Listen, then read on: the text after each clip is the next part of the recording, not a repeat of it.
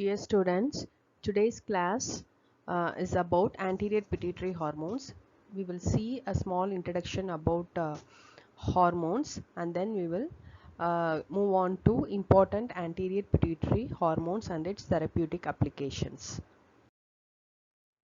These are the learning objectives. At the end of this class, you will be able to describe the organization of anterior and posterior pituitary hormones and the classification of various hormones, the clinical manifestations of growth hormone and prolactin excess and deficiency, mechanism of action and therapeutic uses of somatostatin analogs and insulin like growth factor 1. Describe the actions and uses of dopamine agonists in hyperprolactinemia, classification of GnRH analogs and their therapeutic applications. The word hormone is derived from the Greek word hormo, which means to impel.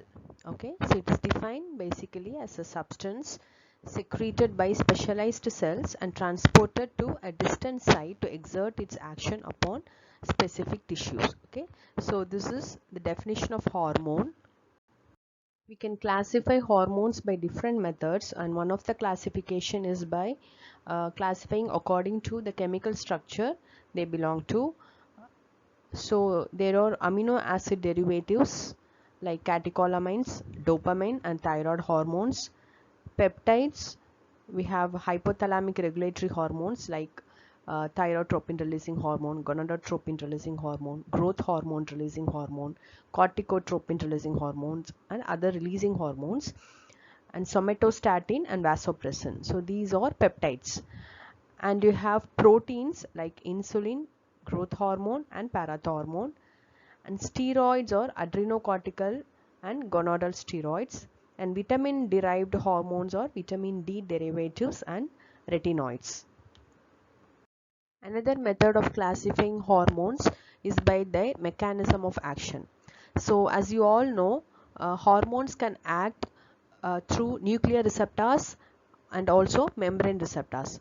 Okay, steroid hormones, thyroid hormones and vitamin D, they act via the nuclear receptors and thereby modulating the gene transcription in the target cells. So these hormones act through nuclear receptors, and we have hormones like peptide hormones and amino acid hormones. So all the releasing hormones, the insulin, growth hormone, so they act through the membrane receptors. Okay, and then they increase the signal transduction downstream second messenger system, and they have the effect on the target cells. So these are the hormones which act through the membrane receptors. We know that hormones act via membrane receptors or nuclear receptors, and among membrane receptors we have different categories of membrane receptors. So you have G protein coupled receptors. So the hormones which act via G protein coupled receptors or hypothalamic releasing hormones like corticotropin releasing hormone, thyrotropin releasing hormone, and then anterior pituitary hormones like LH, FSH, TSH, ACTH and somatostatin. So these hormones act via GPCR. And we have tyrosine kinase receptors, insulin and insulin like growth factor, they act through tyrosine kinase receptors. Growth hormone and prolactin, they act through cytokine regulated kinases. So these are the membrane receptors, different categories of membrane receptors through which the hormones exert their action. And we know that certain hormones act via nuclear receptors. Okay, in among nuclear receptors we have two types. So type 1 nuclear receptors, so you must have learned in your GP, the steroids, okay, like glucocorticoids, estrogen, progesterone. So these steroidal hormones, they act as a ligand. They bind to the cytoplasmic receptor. For example, glucocorticoid bind to the glucocorticoid receptor which is present in the cytoplasm. They form a complex, they form a dimer, and then they translocate into the nucleus and they bind to the specific steroid response element. In case of glucocorticoids, they bind to glucocorticoid response element, and then they exert or modify the gene transcription pathways. Okay, so this is type 1 nuclear receptors. So we have all the steroid hormones like glucocorticoids, estrogens and progesterones. they act via the type 1 nuclear receptors, and we have type 2 nuclear receptors where the hormones directly act on the nucleus. Okay, so these are thyroid hormones, vitamin D and retinoids. So these are the various receptors through which hormones exert their actions. Let's have a quick review about the organization of the anterior and posterior pituitary gland. So this you must have learned in your physiology. Let's have a quick recap. Okay, so as you all know, hypothalamus is the master control of all the hormone secretion.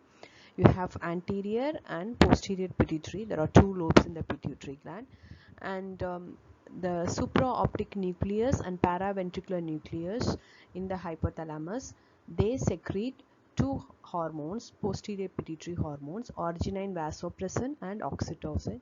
So this is secreted directly via the axons directly project into the posterior hypothalamus, and the hormones are secreted which act on the target tissues. So the arginine vasopressin and oxytocin, they are the posterior pituitary hormones. And the paraventricular nucleus and arcuate nucleus of the hypothalamus, they secrete various releasing hormones like thyrotropin releasing hormone, corticotropin releasing hormone and somatostatin. They are secreted by the paraventricular nucleus of the hypothalamus, whereas growth hormone releasing hormones, gonadotropin releasing hormone and dopamine, these are secreted by the arcuate nucleus of the hypothalamus.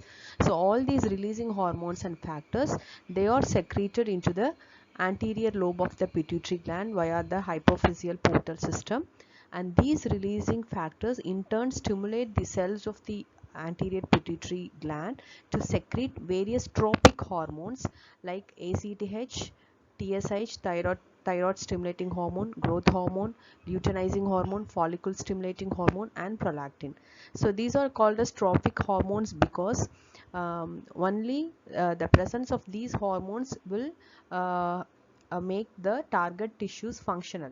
Suppose if there is no ACTH, the adrenal gland will atrophy. So the functioning of the adrenal cortex depends on the presence of or adequate supply of the ACTH, and similarly without TSH the thyroid gland will atrophy. Okay, so they are called as tropic hormones because they are essential for the function of the particular endocrine organ.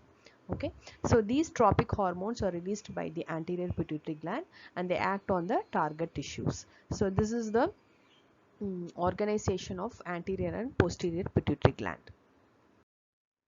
Now let's see about growth hormone, its secretion and the actions. So growth hormone secretion is stimulated by GHRH, growth hormone releasing hormone, by the hypothalamus, and the secretion is inhibited by somatostatin, which is also released by hypothalamus. Okay, so the growth hormone, they have two actions, direct actions and indirect actions through the secretion of insulin like growth factor 1. Okay, so the growth hormone, they act on the target tissues like liver, bone, adipocytes and muscles, and which releases insulin like growth factor by the action of growth hormone, and this insulin like growth factor again acts on various secondary target tissues. So there are two actions of growth hormone, direct actions and indirect action through insulin like growth factor. And this insulin like growth factor, it has a negative feedback action on the growth hormone releasing hormones. Okay, it inhibits the GHRH and negatively it has a negative feedback action on the secretion of growth hormone. So when the insulin like growth factor increases, it decreases the secretion of growth hormone by negative feedback mechanism. And similarly we have a hormone called as ghrelin, which is secreted by the stomach. So it is otherwise called as hunger hormone, so which increases the food intake. So this hormone has a positive feedback on growth hormone secretion. Okay, so whenever the patient has a prolonged starving state or prolonged fasting state, so this ghrelin increases and this stimulates the secretion of growth hormone. So we all know hypoglycemia is a strong stimulant factor for growth hormone secretion. So we have various hormones which stimulates the secretion of growth hormone, and we have few which inhibits the growth hormone secretion. Okay. We will look into the receptor mechanism of growth hormone. So we learned that growth hormone act through cytokine regulated kinase pathway, and here it is JAK-STAT kinase pathway. Okay, so here the growth hormone binds to two growth hormone receptor monomers. Okay, so the growth hormone and the two growth hormone receptor monomers, they form a complex, and this complex, it phosphorylates the JAK, which means JAK is nothing but Janus kinase family of cytoplasmic tyrosine kinase. So tyrosine kinase is a phosphorylating protein. So tyrosine kinase, which belongs to Janus kinase family, so that we call it as JAK. Okay, so this growth hormone and the growth hormone receptor complex, it forms a binding site. It activates the binding site of this JAK tyrosine kinase, and this again phosphorylates various cytoplasmic proteins, and which triggers the, or which stimulates the downstream signaling pathway. Okay, so this phosphorylation of this tyrosine kinase, Janus kinase, tyrosine kinase, it activates various downstream pathways like IRS1, which is called as insulin receptor substrate 1. So this IRS1 activation will cause increased translocation of glucose transporter into the cell membrane, thereby increasing the glucose uptake into the cell. Okay, and this also stimulates SHC group of proteins, which act through the MAPK, that is mitogen activated protein kinase, and also STAT5. So this is what we call it as JAK-STAT pathway. Okay, so STAT, the expansion of STAT is signal transducer and activator of transcription proteins. So this activation of SHC and STAT5, they cause increased gene expression of insulin-like growth factor 1. Okay, and this insulin-like growth factor will again be acting on other secondary target tissues and exert the growth hormone action. So this is the cellular mechanism of growth hormone. They basically act via the JAK-STAT signaling pathway, which phosphorylates various cytoplasmic proteins, and this triggers the downstream signaling pathway, which finally increase the secretion of insulin like growth factor 1 and also IRS1, okay, insulin receptor substrate, which further increase expression of the glucose transporter and increase the uptake of glucose into the cell. So prolactin also has similar mechanism of action. So it also acts through the same JAK-STAT kinase pathway. Okay. These are the physiological effects of growth hormone. They stimulate the longitudinal growth of bones in children. It increases the muscle mass, increases the glomerular filtration rate, stimulates pre-adipocyte differentiation into adipocytes. The most important is it has potent anti-insulin actions in both liver and peripheral tissues. So the action of growth hormone is opposite to that of insulin with regard to glucose metabolism. It increases the plasma glucose level.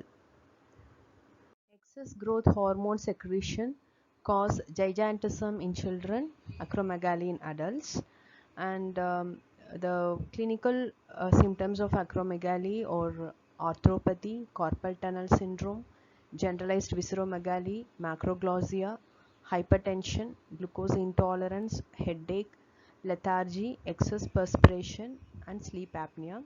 So in the pictures you can see the prognathism, the protruded jaw, the huge hands, and macroglossia. Clinical condition of growth hormone excess is managed by somatostatin analogs and growth hormone receptor antagonist. And we have three important somatostatin analogs: octreotide, lanreotide, and pesireotide. Octreotide is a shorter acting drug which is administered subcutaneously, and there is a longer acting variant of octreotide which is called as octreotide LAR. So, and we have two longer acting somatostatin analogs, lanreotide and pesireotide. Pesireotide is especially used in the management of Cushing's disease. who are ineligible for pituitary surgery. So we all know Cushing's disease is commonly caused by pituitary adenomas. So usually it is managed by surgery. The adenoma is removed, but for some patients, when they become ineligible for pituitary surgery, they are managed medically. So pasireotide is used in such conditions. So in Cushing's disease, there is an overexpression of somatostatin receptors. So this pasireotide will bind to those receptors, and it will inhibit the secretion of ACTH, and thereby inhibiting the cortisol hypersecretion. Somatostatin analogs have other therapeutic applications as well, apart from clinical conditions of growth hormone excess. So somatostatin not only inhibits growth hormone but also inhibits various hormones like VIP, vasoactive intestinal peptide, and also serotonin. So it reduces the secretion of serotonin as well. So hence they are used in metastatic carcinoid tumors which secretes excess of serotonin, which causes flushing and diarrhea. It is also used in adenomas secreting VIP, which presents with severe watery diarrhea. And octreotide is especially used in the management of acute variceal bleeding. So patients with portal hypertension will present with hematemesis, excess hematemesis due to engorged blood vessels in the stomach, okay, varices. So usually they are managed surgically by endoscopic ligation or sclerotherapy, but sometimes they are managed medically as well by using octreotide. So octreotide causes vasoconstriction of the engorged blood vessels, and thereby reduces the bleeding. And another application of octreotide is in perioperative prophylaxis during pancreatic surgery. So since somatostatin they reduce the exocrine secretion of pancreatic enzymes, this is used in the prophylaxis of pancreatic surgery. Adverse effects of somatostatin analogs. So usually they are mild, like nausea, vomiting, abdominal cramps, flatulence, and steatorrhea. After 6 months of use, sometimes patients may have biliary sludge and gallstones, which occurs in about 20% of patients taking somatostatin. And cardiac side effects include sinus bradycardia and conduction disturbances. And vitamin B12 deficiency may occur with long-term use of octreotide. Another drug which is used in the treatment of acromegaly is pegvisomant, which is a growth hormone receptor antagonist. So you can remember this name by looking at the second half of the name. So somant, means somatotrope. So you all know the other name for growth hormones is somatotropin, and ant means antagonist. So somant is somatotrope antagonist. Okay, so pegvisomant, it is a growth hormone receptor antagonist which is used in the management of acromegaly. So far we saw growth hormone excess conditions and their management, and now we'll see clinical manifestations of growth hormone deficiency state. So in children, growth hormone deficiency result in short stature, subnormal height velocity for age, and in adults it presents as generalized obesity, reduced muscle mass, asthenia, weakness, diminished bone mineral density, dyslipidemia, and reduced cardiac output. Growth hormone deficiency is managed by using recombinant human growth hormone supplementation. So they are used in this recombinant human growth hormone is used in growth failure in pediatric patients. So the growth failure can be due to growth hormone deficiency or due to chronic renal insufficiency, Noonan syndrome, Prader-Willi syndrome, Turner syndrome, or idiopathic short stature. And in adults, the growth hormone recombinant human growth hormone improves the metabolic state. It increases the lean body mass and a sense of well-being. In HIV patients who presents with severe wasting, the recombinant human growth hormone improves the lean body mass and weight, and also physical endurance. And in patients with short bowel syndrome, recombinant human growth hormone improves the gastrointestinal function. So these are the clinical applications of recombinant human growth hormone. Adverse effects of growth hormone. Normally children tolerate growth hormone well. They don't usually have adverse effects, but rarely adverse events may occur, like pseudotumor cerebri, slipped capital femoral epiphysis, progression of scoliosis. So these usually they are seen with children who present with congenital anomalies. So growth hormone is used in those congenital anomalies to improve the growth, and these adverse effects are rarely seen. And some other adverse effects include edema, hyperglycemia, upper airway obstruction, and sleep apnea. Adverse events are a little more common in adults. They can have peripheral edema, myalgias, arthralgias, and carpal tunnel syndrome can occur in adults, and glucose intolerance can occur in adults as well. Sometimes children with short stature don't respond to exogenous growth hormone administration. So this can be due to various reasons, like mutation in the growth hormone receptor or mutation in the signaling pathway, presence of neutralizing antibodies to growth hormone, or IGF-1 gene defects. So in those conditions, we need to replace insulin-like growth factor 1 instead of growth hormone. So we have two preparations. Mecasermin is a recombinant human insulin-like growth factor 1.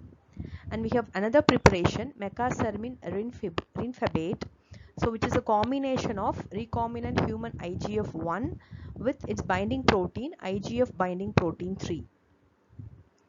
And these preparations, apart from finding a therapeutic application in short stature or growth hormone deficiency state, they also are used in severe insulin resistance, muscular dystrophy, and HIV related adipose redistribution syndrome. We have a preparation of growth hormone releasing hormone called tesamorelin. So this is a synthetic modified form of human growth hormone releasing hormone. So the special feature of this drug is it is resistant to degradation by dipeptidyl peptidase enzyme. So it is very longer acting, and this is an FDA approved drug for the treatment of lipodystrophy associated with HIV infection. Till now we saw clinical conditions of growth hormone excess and deficiencies, and the drugs which is used for those conditions. So now we will move on to prolactin. Okay, so prolactin is a hormone secreted by anterior pituitary gland, and prolactin is the only hormone of anterior pituitary gland which doesn't have a unique or specific releasing hormone from hypothalamus. Okay, so it doesn't have a releasing factor from hypothalamus which stimulates the production of prolactin, but thyrotropin releasing hormone has a positive stimulus action on prolactin secretion. It increases the prolactin secretion, and dopamine inhibits the secretion. So prolactin secretion is always under a constant inhibitory control by dopamine, and prolactin acts on the breast and it increases the production of milk during lactation. And suckling, it has a positive feedback over prolactin secretion. So suckling increases the prolactin secretion, and it doesn't have any negative feedback from other peripheral tissues. Physiological effects of prolactin are limited primarily to the mammary gland. It induces growth and differentiation of the ductal cells and lobulo-alveolar epithelia, which is essential for lactation. Clinical manifestations of excess prolactin in women present as galactorrhea, amenorrhea, and infertility. In men, it present as loss of libido, erectile dysfunction, and infertility. Prolactin excess is mainly due to prolactinomas or prolactin secreting pituitary adenomas. They are managed by dopamine agonists. So drugs which act as an agonist on dopamine receptors, especially D2 receptors. So these are bromocriptine, cabergoline, and quinagolide. Bromocriptine is a semi-synthetic ergot alkaloid which acts as a dopamine receptor agonist. It decreases release of prolactin, and it has levodopa-like actions in CNS as well. Bromocriptine is used in conditions of hyperprolactinemia, and it is used in Parkinsonism, so because it acts like levodopa, and it improves the glucose tolerance in type 2 diabetes mellitus. So since it decreases the counter regulatory hormones, with diet and other lifestyle modifications, bromocriptine can improve the glucose tolerance in type 2 diabetes mellitus patients. Adverse effects of bromocriptine. Commonly the adverse effects are nausea, vomiting, headache and postural hypotension. Less frequently it may present with nasal congestion, digital vasospasm, psychosis, hallucinations, nightmares and insomnia. So these effects are mainly due to their effect on dopamine receptors, and also it has a partial alpha agonistic action also. So these varied receptor actions are responsible for these adverse effects. Cabergoline is an ergot derivative with a longer T-half of almost 60 hours. It has also a higher affinity and greater selectivity for the D2 receptors.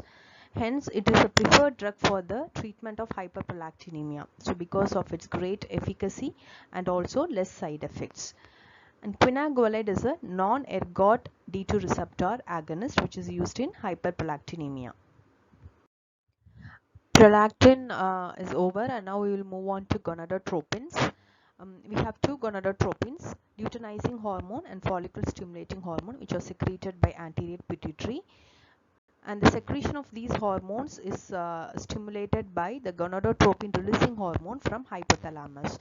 So this LH and FSH, they act on the gonads and they secrete gonadal steroidal hormones, that is androgens, estrogens and progesterones, and also they secrete inhibin, and this inhibin has a negative feedback control on anterior pituitary and decreases the secretion of gonadotropins. And similarly, the androgens, estrogens and progesterones also have a negative feedback effect on hypothalamus and anterior pituitary gland.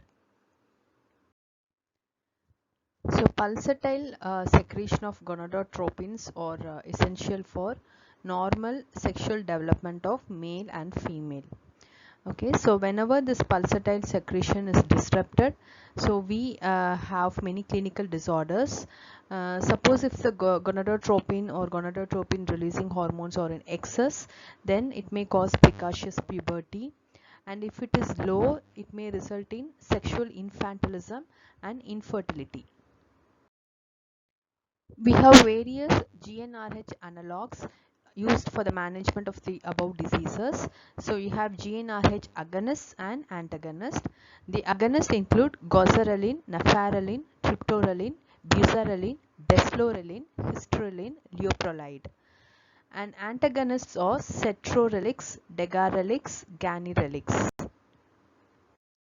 We shall now see the therapeutic applications of GnRH analogs. So we use GnRH analogs in children with GnRH dependent precocious puberty. Okay, so both GnRH agonists and antagonists can be used. So how GnRH agonists are used in precocious puberty? Because so we know that GnRH secretion is pulsatile.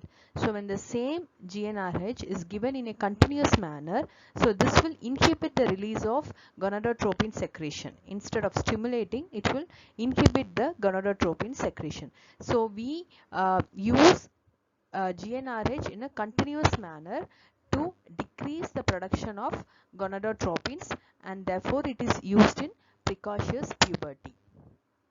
And similarly, they are used in palliative therapy for hormone responsive tumors like prostate cancer and breast cancer. Okay, so we have estrogen dependent breast cancer, estrogen receptor positive breast cancer, for which we use GnRH analogs. Okay, and also for conditions like endometriosis, uterine fibroids, acute intermittent porphyria and priapism. So these are all steroid responsive conditions. Okay, so endometriosis depends on presence of estrogen, and similarly uterine fibroids. So all those steroid responsive conditions, you can use GnRH analogs for their management. And similarly, it has a very big role in vitro fertilization. Okay, so GnRH analogs are used in suppression of premature LH surge whenever they are trying to stimulate ovulation and retrieve the ovum in vitro fertilization. So we need to prevent the premature surge of LH so that they can plan the ovum retrieval. So these GnRH analogs are given in a continuous manner to suppress the secretion of LH. So these are the various applications of GnRH analogs. So you have to remember GnRH antagonist and GnRH agonist both have same therapeutic application, because GnRH agonist, when they are given in a continuous manner, they suppress the production of gonadotropins. Adverse effects of GnRH analogs. So since these drugs, they decrease the secretion of LH and FSH, and thereby decreasing the secretion of estrogen, androgens and progesterone. So the adverse effects are like menopause, okay, hot flushes, decreased bone density in both sexes, vaginal dryness and atrophy. So these are the adverse effects seen in women due to GnRH analogs, because they reduce the secretion of estrogen and progesterone. And similarly, erectile dysfunction in men is seen because they reduce the secretion of androgen. And one important contraindication you should remember, they should not be given in pregnant women. We saw various preparations of GnRH analogs in the therapeutic applications in the previous slides. We have some preparations of gonadotropins as well, like preparations of FSH, preparations of LH, and chorionic gonadotropin, so which is secreted during pregnancy. Okay, so there is a preparation called menotropin, which contains both FSH and LH. Urofolitropin contains only FSH, and a recombinant FSH preparations, we have folitropin alpha and folitropin beta. So these natural and recombinant gonadotropin preparations, they are used mainly in pregnancy testing. So the pregnancy testing kit, it contains the beta HCG preparation, and they are also used in male infertility and cryptorchidism. Okay, so these gonadotropins, they help in the descent of testes in the cryptorchidism, and these are the uses of gonadotropin preparations. To summarize, we saw about various somatostatin analogs and how they are used in the management of clinical conditions of excess growth hormone, and we saw octreotide, which is used in treatment of esophageal varices and carcinoid syndrome. And recombinant insulin like growth factor 1, we have mecasermin, which is used in those conditions or those children who are not responding to exogenous growth hormone administration. And we have a growth hormone antagonist called as pegvisomant, which is used in the management of acromegaly. And prolactin excess, the conditions of hyperprolactinemia, is treated with bromocriptine, cabergoline and quinagolide. So these are ergot derivatives which has D2 agonistic actions. And bromocriptine, apart from hyperprolactinemia, they are also used in Parkinsonism and diabetes mellitus. And then we saw various GnRH analogs, both agonist and antagonist, which are used in precocious puberty and hormone responsive tumors, steroid responsive conditions and infertility. So the other anterior pituitary hormones like ACTH, thyroid stimulating hormone, corticotropin, so these hormones will be dealt in their respective chapters, which you will learn subsequently. These are all the references. Thank you.